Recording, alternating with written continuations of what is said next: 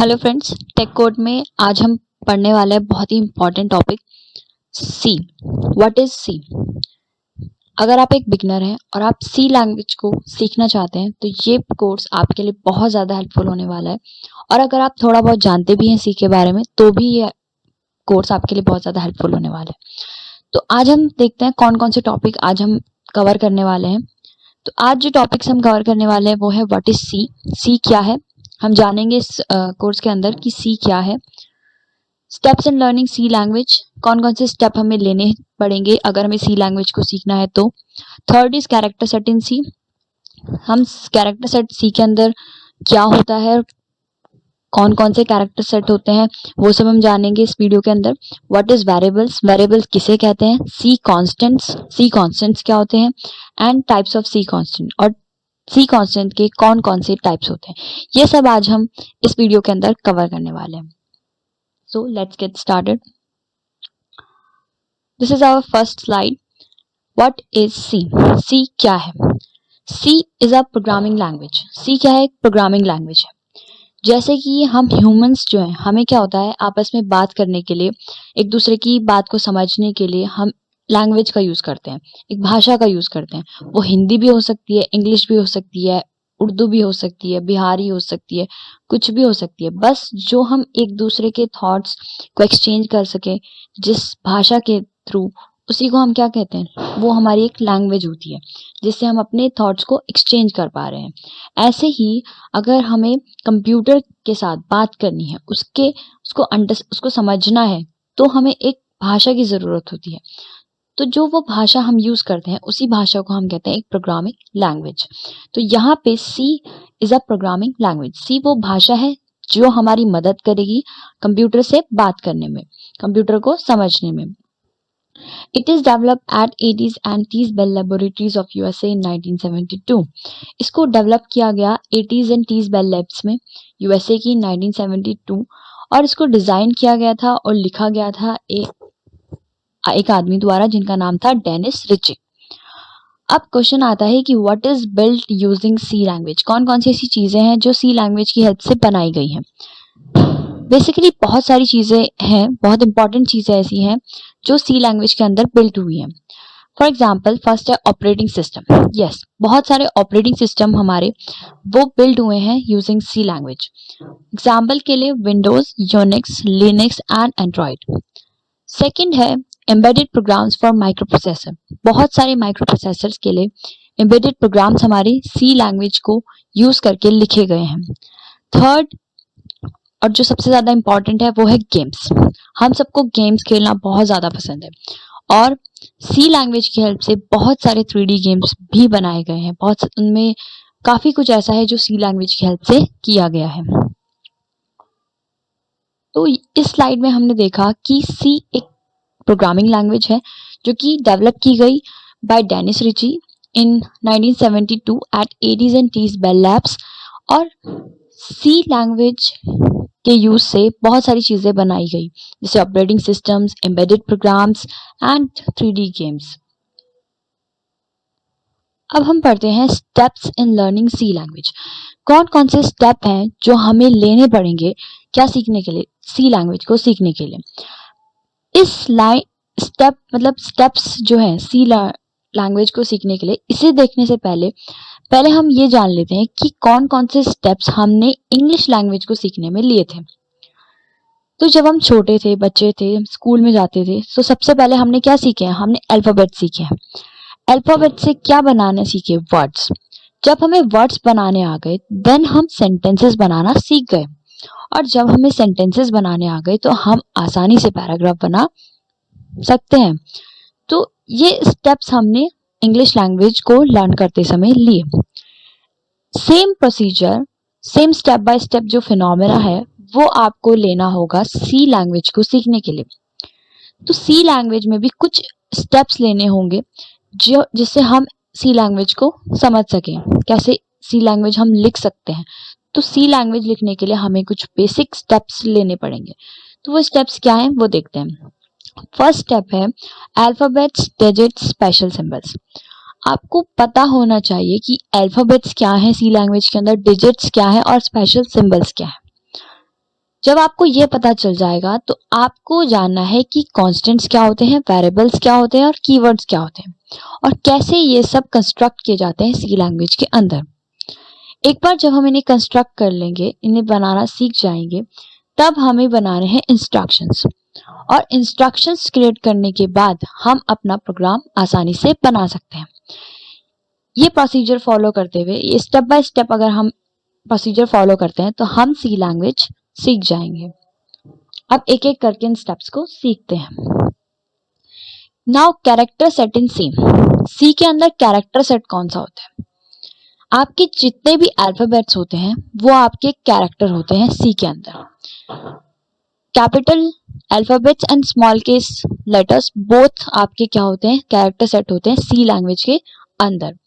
Second, digits 0 to 9 आपकी जो digits हैं वो भी क्या है? आपके कैरेक्टर सेट है, वो भी आपका एक कैरेक्टर सेट है सी लैंग्वेज के अंदर। Third is special symbols. आप अपने कीबोर्ड में जितने भी स्पेशल सिंबल्स देखते हैं वो सब के सब कैरेक्टर होते हैं सी के अंदर।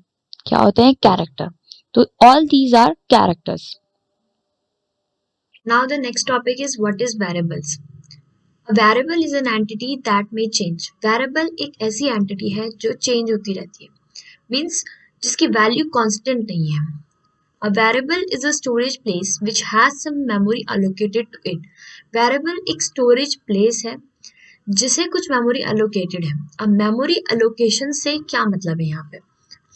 memory allocation का मतलब है जैसे कि हम humans के पास brain होता है और उस ब्रेन के अंदर बहुत सारी छोटी छोटी सेल्स होती हैं, ऐसे ही कंप्यूटर के पास भी मेमोरी सेल्स होती हैं, बहुत सारी मिलियंस मेमोरी सेल्स होती हैं। ये जैसे आप यहाँ पर फॉर एग्जांपल यहाँ पे आप बॉक्सेस देख रहे हैं, ये क्या है? मेमोरी लोकेशंस हैं कंप्यूटर के अंदर। मान लीजिए मैं एक मेमोरी लोकेशन के अंदर वैल्यू दे देती हूँ 3x, 3 वैल्यू में एक मेमोरी सेल के अंदर डाल देती हूँ और मैं एक और सेल लेती हूँ, उसके अंदर मैं 5 वैल्यू डाल देती हूँ। मैंने जिस सेल के अंदर 3 डाला था उसको मेरा नाम दे दिया x और जिस मेमोरी लोकेशन के अंदर मैंने 5 डाटा को डाला था उसको मैंने नाम दे दिया y।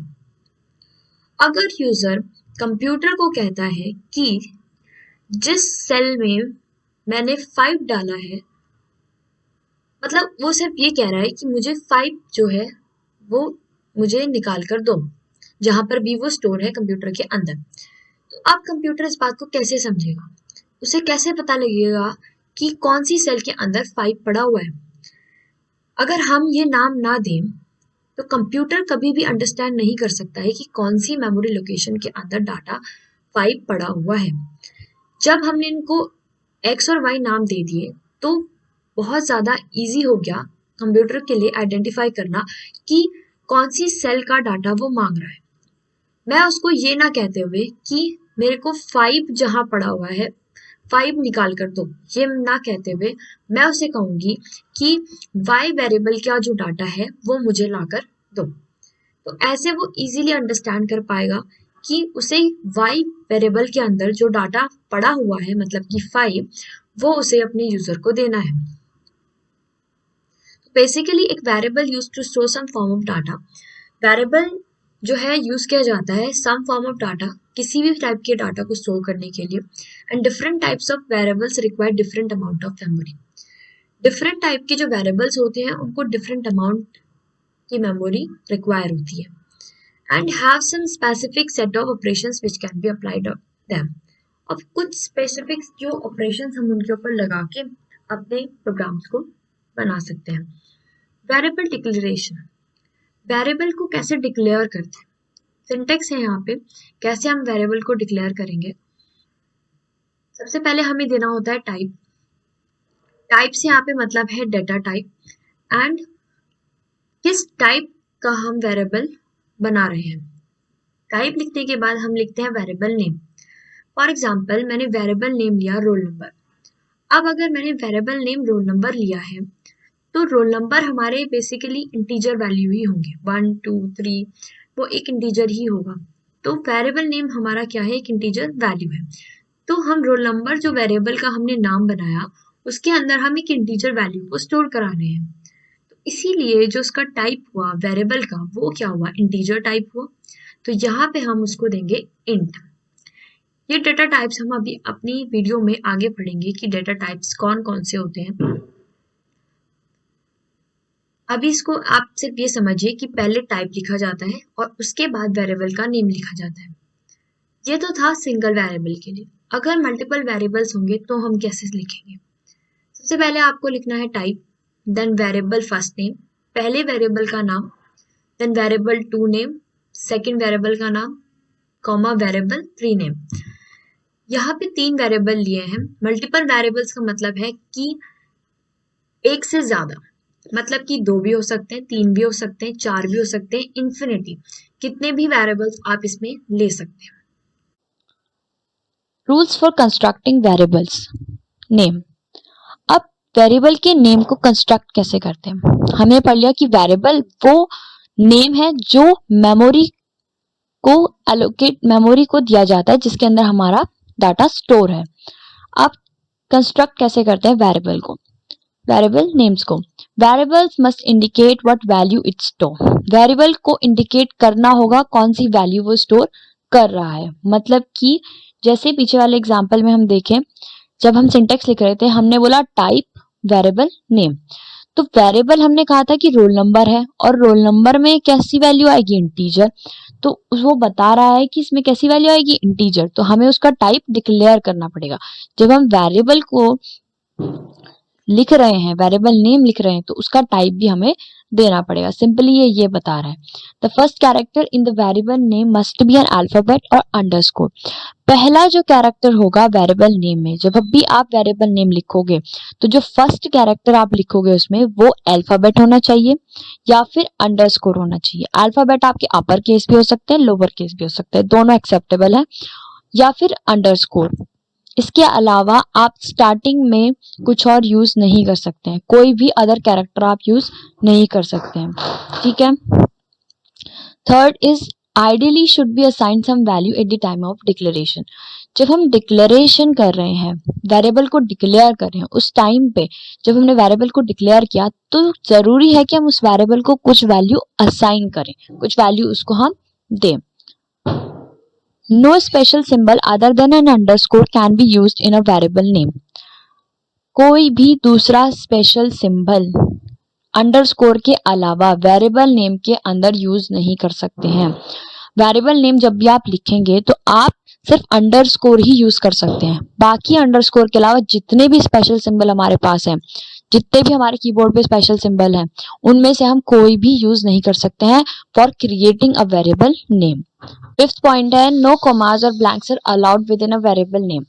कोई भी कॉमा और ब्लैंक अलाउड नहीं है एक वेरिएबल नेम के अंदर। अगर आप एक वेरिएबल नेम क्रिएट कर रहे हैं तो आप उस वेरिएबल नेम के अंदर कॉमा नहीं लगा सकते हैं और ब्लैंक भी यूज नहीं कर सकते हैं। कॉमा और ब्लैंक दोनों ही अलाउड नहीं होते हैं जब हम एक वेरिएबल नेम लिख रहे हैं। बट अंडरस्कोर इज ओके, हम अंडरस्कोर यूज कर सकते हैं लेकिन हम कॉमा और ब्लैंक यूज नहीं कर सकते। मान लीजिए आपको एक नाम लिखना है आपको वैभव सिंह, तो आपको अगर वैभव सिंह लिखना है तो आप पहले वैभव लिखेंगे, फिर अंडरस्कोर लगाएंगे और तब सिंह लिखेंगे। आप अंडरस्कोर ही लगा सकते हैं, कॉमा और ब्लैंक नहीं यूज कर सकते। 6 पॉइंट है must not be a keyword. एक कीवर्ड नहीं होना चाहिए। जो हमारा वेरिएबल नेम होगा वो कभी भी एक कीवर्ड नहीं होना चाहिए। अभी कीवर्ड के बारे में समझेंगे कि कीवर्ड क्या है। सो बेसिकली यहाँ पे अभी थोड़ा सा बताया गया है कीवर्ड के बारे में, अभी हम इसके बारे में और पढ़ेंगे। Keywords are the words whose meaning has already been explained to the C compiler. There are only 32 keywords available in C. Keywords वो words हैं, वो शब्द हैं जिनके मीनिंग पहले से ही हमारे C कंपाइलर को एक्सप्लेन होते हैं, हमें उन्हें खुद एक्सप्लेन नहीं करना पड़ता है। वो पहले से ही हमारे कंपाइलर को पता होते हैं, हम उनको डायरेक्टली यूज कर लेते हैं। There are only 32 keywords available in C. C के अंदर 32 कीवर्ड्स होते हैं, ठीक है। कितने कीवर्ड्स होते हैं? 32 कीवर्ड्स होते हैं सी के अंदर। Now moving to next topic, C constants. C के अंदर कुछ कॉन्स्टेंट्स होते हैं। कॉन्स्टेंट्स बेसिकली वो एंटिटी जो अपनी वैल्यू को चेंज नहीं करती है। तो सी के अंदर दो कॉन्स्टेंट्स होते हैं. First is primary constant and the second is secondary constant. First primary constant further तीन टाइप की होती है, तीन टाइप के होते हैं. पहला है हमारे पास इंटीजर कांस्टेंट, दूसरा है real constant and third is character constant. तीनों ये प्राइमरी कांस्टेंट हैं. फर्स्ट इंटीजर, इंटीजर में बेसिकली इंटीजर वैल्यूज आती हैं, जैसे 783 इंटीजर है, +345. यहाँ पे प्लस लिखने की जरूरत नहीं थी, लेकिन ऐसे भी लिख सकते हैं, एक इंटीजर है ये. -89 0, ये सब क्या है, इंटीजर हैं. तो इंटीजर प्राइमरी कांस्टेंट है ये. Real basically real value, floating value, decimal value इसके अंदर आ जाती है. Third is character. Character set हम पहले पढ़ चुके हैं. अभी हमने पहले पढ़ा कि कैरेक्टर सेट में हमारे upper case letter, upper case alphabet, lower case alphabet, digits, special symbols, ये सब हमारे कैरेक्टर होते हैं. तो यहाँ पे जो आपका सी का कैरेक्टर सेट है वो आ जाता है. Now secondary constants. Secondary constants हमारे 5 टाइप्स के होते हैं. First is array, second is pointer, third is structure, fourth is union and the fifth is annum. ये पांचों हम एक एक करके स्टडी करेंगे अपनी आने वाली वीडियोस में. लेकिन जो बेसिक हम सी के अंदर पढ़ने वाले हैं, जो बहुत ज्यादा इंपॉर्टेंट है, वो है एरे, पॉइंटर एंड स्ट्रक्चर. इन तीनों पे हमें सबसे ज्यादा फोकस करना है सी के अंदर. Okay, now what is data types. Data types क्या होते हैं. जब हम वेरिएबल नेम डिक्लेयर कर रहे थे, तो वेरिएबल नेम डिक्लेयर करते टाइम पहले हम लिख रहे थे टाइप, देन हम लिख रहे थे वेरिएबल नेम. तो वो जो टाइप था वो ये डेटा टाइप्स ही था. डेटा टाइप्स, डाटा और टाइप्स से समझ आता है कि डाटा का टाइप. तो जो बेसिक डेटा टाइप्स हैं, वैसे तो डेटा टाइप्स बहुत सारे होते हैं, लेकिन जो बेसिक डेटा टाइप्स हम यूज करेंगे सी के अंदर वो 3 हैं. First is int, second is float and third is char. अब इन्हें समझते हैं कि ये इनका मतलब क्या है. अगर हमारे पास डाटा जो है वो एक इंटीजर टाइप है, अगर हमारा डाटा इंटीजर वैल्यू है, for example -3, -2, -1 and so on, अगर वो इंटीजर टाइप है, देन हम उसका टाइप डिक्लेयर करेंगे कि वो इंट टाइप है, मतलब कि इंटीजर टाइप है. और अगर हमारी डाटा फ्लोटिंग वैल्यू है, डेसिमल है, तब हम उसे कहेंगे कि रियल वैल्यूज है. अगर हमारा डाटा रियल वैल्यूज में है तो हम उसको जो डेटा टाइप देंगे वो होगा फ्लोट. मतलब कि बेसिकली फ्लोटिंग वैल्यूज के लिए हम यूज करते हैं फ्लोट. जो डेसिमल वैल्यूज होती है उनके लिए हम डेटा टाइप डिक्लेयर करते हैं फ्लोट. थर्ड, अगर हमारे पास हमारा डेटा, फॉर एग्जांपल मैं वेरिएबल नेम बनाती हूँ नेम का, स्टूडेंट नेम का. स्टूडेंट नेम मेरा वेरिएबल नेम है, तो वेरिएबल नेम मेरा स्टूडेंट नेम है, मतलब उसमें स्टूडेंट्स के नाम आएंगे. तो स्टूडेंट के नाम कैरेक्टर ही होंगे.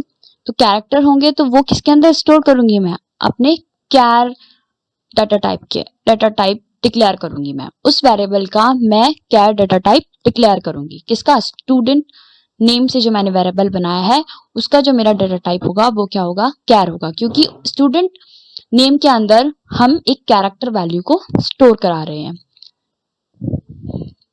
इसमें अपर केस, लोअर केस, आपके स्पेशल सिंबल, ये सब आपके क्या हो जाते हैं, कैरेक्टर में आ जाते हैं. और कैरेक्टर के लिए हम यूज करते हैं, जब भी हमारा डेटा कैरेक्टर होगा तो हम उसके लिए जो डेटा टाइप यूज करेंगे वो होगा कैर. ओके फ्रेंड्स, आज की वीडियो में हम इतना ही रखेंगे.